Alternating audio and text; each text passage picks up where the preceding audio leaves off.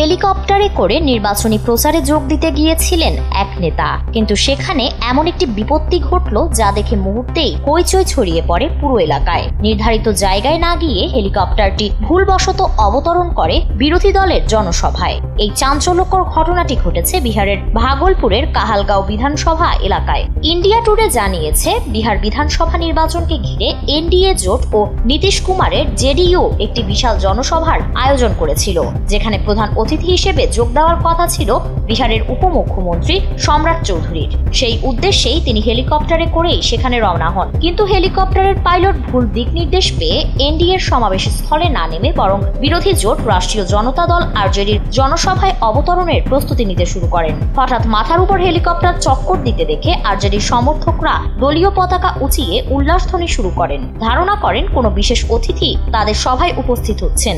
এই পতাকা স্লোগানের ভিড়েই ভুলটি ধরে ফেলেন পাইলট। বুঝতে পারেন এটি নিজ দলের সমাবেশ নয়, বরং প্রতিপক্ষ আরজেডির সভাস্থল। সঙ্গে সঙ্গে দ্রুত হেলিকপ্টার ঘুরিয়ে তিনি সেখান থেকে সরে যান। ঘটনার আকস্মিকতায় আরজেডির সমর্থকদের মধ্যে এক ধরনের উচ্ছ্বাস ছড়িয়ে পড়ে, আর পুরো বিষয়টি মুহূর্তেই সোশ্যাল মিডিয়ায় ভাইরাল হয়ে যায়। স্থানীয়ভাবে এই ভুল অবতরণ এখন নির্বাচনী আলোচনার অন্যতম মজার ঘটনায় পরিণত হয়েছে।